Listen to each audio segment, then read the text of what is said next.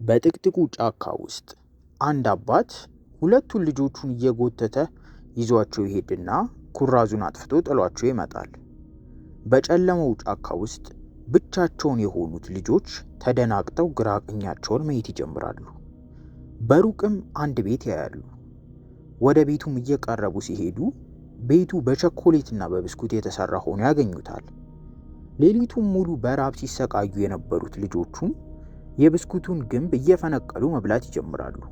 ተጨማሪ ብስኩትን ፍለጋ ወደ በሩ ዘልቀው ይገባሉ። ያላስተዋሉትም ነገር ቢኖር በሩ ከኋላቸው መዘጋቱን ነው። ቤት ውስጥ የነበሩት ሻማዎች አንድ በአንድ በራሳቸው ይበራሉ። ከቤቱ መሃልም አንድ ጥላም የሚመስል ነገር ያያሉ። ያ ጥላም እየቀረባቸው ሲመጣ አንዲት አስፈሪ ጠንቋይ ሆና ያገኟታል።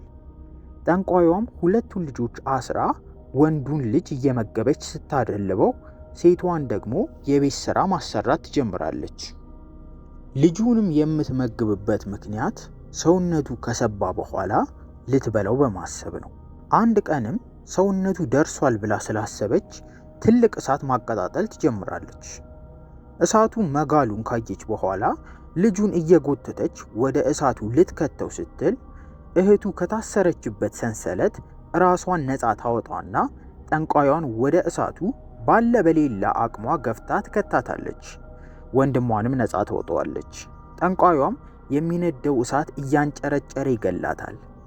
ከዚያን ጊዜ ጀምሮ እነዚህ ልጆች በአንድ ነገር ይታወቃሉ። እሱም የጠንቋይ አድኖ ገዳኝ በመሆን ነው።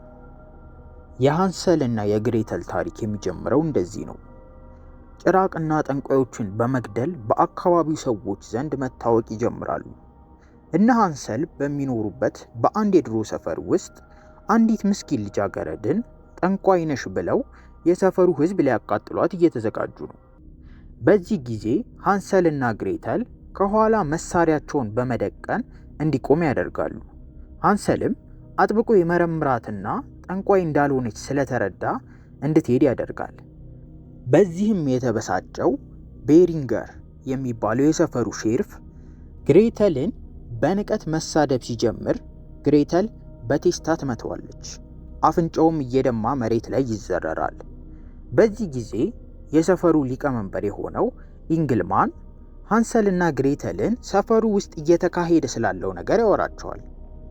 በሰፈሩ ውስጥ ያሉት ሕፃናት አንድ በአንድ እየታፈሱ በጠንቋዮቹ እየተወሰዱ ነው። ሃንሰልና ግሬተልም ለሊቀመንበሩ ይሄ የሚሆንበት ምክንያት የደም ጨረቃ ቀን እየቀረበ ስለሆነ ነው በማለት ይነግሩታል። በዛ ምሽትም ጠንቋዮቹ ሕፃናትን መስዋዕት በማድረግ የሚሰበሰቡበት ቀን እንደሆነ ይነግሩታል። ሊቀመንበሩም እነ ሃንሰል ልጆቹ በሰላም እንዲመለሱ እንዲያደርጉ ኃላፊነት ይሰጣቸዋል። በሌላ በኩል ደግሞ አፍንጫው የተሰበረው ሼርፍ ልጆቹን ለመፈለግ በማለት ተከታዮቹን ገንዘብ ከፍሎ በድቅድቅ ጨለማ ይልካቸዋል። ጫካው ውስጥም እሳት አቀጣጥለው ተቀምጠው እያለ አንዲት ሴት አስከትለዋቸው ከመጡት ውሾች መሃል ቆማ ምን እያደረጋችሁ ነው በዚህ ድቅድቅ ጨለማ ትላቸዋለች። እነሱም የጠፉ ልጆችን ፍለጋ ነው የመጣ ነው ይሏታል። እሷም እዚህ እኮ ልጆች አሉ፣ እዚህ ያለው ግን ሞት ብቻ ነው ትልና ፊቷን ወደ ጠንቋዮቹ ፊት ቀይራ አንድ በአንድ ሁሉንም ትገላቸዋለች። በቀጣይ ቀንም ሃንሰልና ግሬተል ጠንቋዮቹን ለመያዝ ጫካው ውስጥ ጨርቅ ጎዝጉዘው ሕፃን እንዲመስል አድርገው በማስቀመጥ መጠባበቅ ይጀምራሉ። ይህንን ያየችው አንዲት ጠንቋይ ሕፃን መስሏት ስትጠጋ አሻንጉሊቱ መሬት ላይ ተንከባሎ ይወድቃል። ያኔም ሃንሰልና ግሬተል ከተደበቁበት ወጥተው ጠንቋይዋ ላይ መሳሪያቸውን ደቅነው ይይዟታል። ወደ እስር ቤትም ወስደው ልጆቹ የት ናቸው እያለ ሃንሰል በቡጢ መቀጥቀጥ ይጀምራል። ያን ጊዜ ጠንቋይዋ አሁን ብትመታኝም 12ቱን ልጆች ከወሰድን በኋላ ግን የሚያስቆመን ነገር የለም እያለች ስታወራ ግሬተል የተወሰዱት ልጆች መቁጠር ስትጀምር 11 እንደሆኑ ታያለች። የቀረውንም አንድ ልጅ ሊወስዱ እንደሚመጡ ግሬተል ስለገባት የቀረው ልጅ ማን እንደሆነ መዝገብ ላይ መፈለግ ይጀምራሉ። ግን ይህን እያደረጉ እያለ ሁለት ጠንቋዮች በአየር ላይ እየቀዘፉ ሰፈሩ ላይ እሳት በማዝነብ ያደበላልቁታል። ከዚያም አንዷ ጠንቋይ ልጅቷን ገብታ ስትወስድ፣ ሌላኛዋ ደግሞ ከግሬተል ጋር ትገናኛለች። ግሬተልንም አንገቷን አንቃ ይዛ ብገድልሽ በጣም ደስ ይለኝ ነበር፣ ነገር ግን አንድ የሚያስፈልገኝ ነገር አለሽ ትላታለች። ይህንንም እያወሩ ያለ አንዱ የመንደሩ ሰው ጠንቋይዋ ላይ መተኮስ ይጀምራል። በዚህ ጊዜ ግሬተልን አሽቀንጥራ ትጥላትና ወደ ሰውየው ትዞርና በያዘችው የድግምት እንጨት አደንዝዛ ታስቆመውና ራሱን እንዲገድል ታደርገዋለች። ሃንሰል ደግሞ ልጅቷን የወሰደችውን ጠንቋይ ለማስቆም ሄዶ ጠንቋይዋን ክፉኛ ይደበድባታል። ጠንቋይዋም ማጂክ ብትጠቀምም እንኳን ሃንሰልን ስላልቻለችው በሚያበረው እንጨት ላይ ወጥታ ለማምለጥ ትሞክራለች። ግን ሃንሰል የእንጨቱን ጫፍ ይዞ አብሯት ይበራል። ጠንቋይዋ በፍጥነት ብትበርም ሃንሰል እየተከተላት መሆኑን ስታይ በእርግጫ መታ መሬት ላይ እንዲፈጠፈጥ ታደርገዋለች።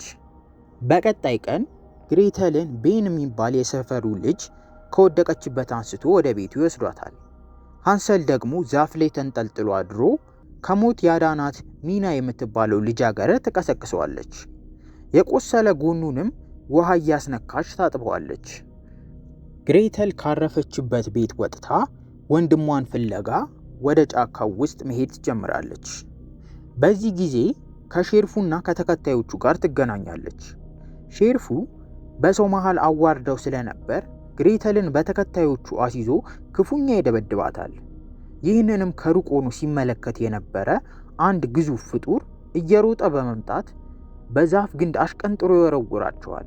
ሼርፉንም ይህን አይቶ ለመሸሽ ቢሞክርም በእርግጫ አናቱን ደፍጥጦ ይገለዋል። የደከመችውን ግሬተልንም በጀርባው ተሸክሞ ይሄድና ቁስሏን የሚያድን ቅመም ይቀባታል። ይህንንም ሲጨርስ ጥሏት ይሄዳል። ግሬተልም መልሳ ወንድሟን ፍለጋ ትገባለች። አንድ ያረጀ ቤት ውስጥም ሃንሰልና ግሬተል ይገናኛሉ።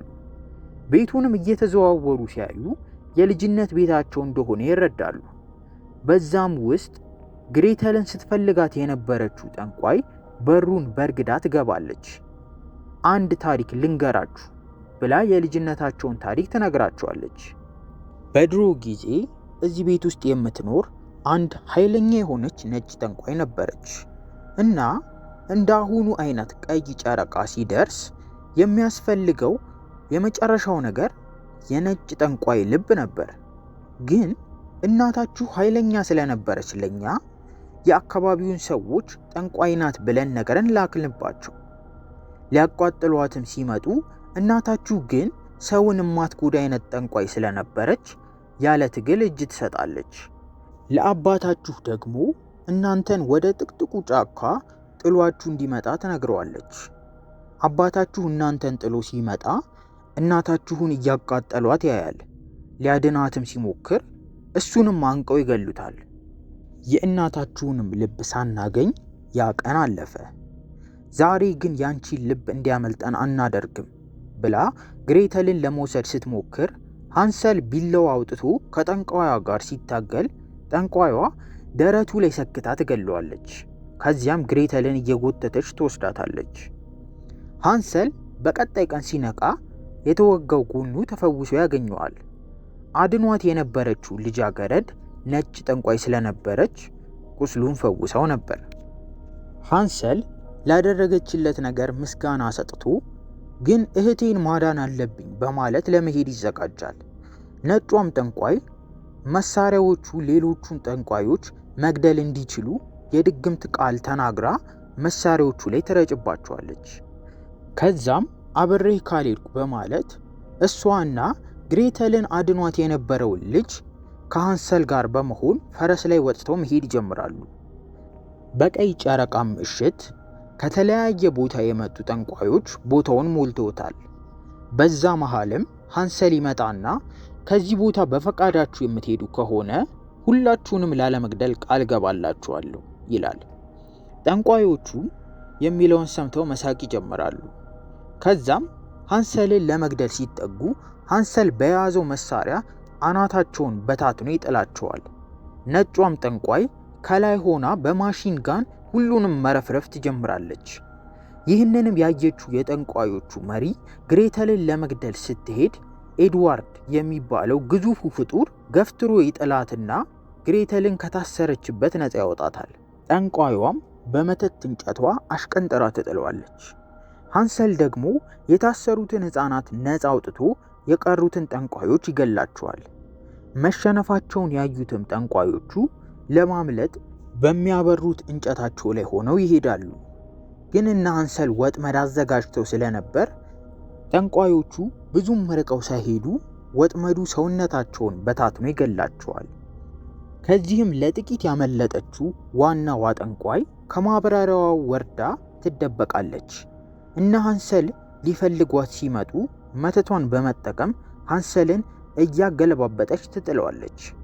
ነጯ ጠንቋይም ይህንን ስታይ ሃንሰልን ለመርዳት ስትመጣ ዋናዋ ጠንቋይ ኃይለኛ ስለነበረች አጋጭታ ትጥላትና ሆዷ ላይ ትሰካባታለች። ግሬተል ደግሞ ያዳናትን ኤድዋርድ የሚባለውን ፍጡር ሕይወቱን አትርፋ ወንድሟ ወዳለበት ትሄዳለች። ከዚያም ጠንቋይዋን አንድ ላይ በመሆን መፋለም ይጀምራሉ። ሃንሰልና ግሬተል ከብዙ ትግል በኋላ ጠንቋይዋን በሰንሰለት አንቀው ከደበደቧት በኋላ አንገቷን በአካፋ ቆርጠው ይጥሉታል። ለሰፈሩ ሕዝቦችም የተወሰዱትን ልጆች አስረክበው መሳሪያቸውን በጀርባቸው አንጠልጥለው አካባቢውን ለቀው ይጠፋሉ። ታሪካችንም በዚሁ ያበቃል።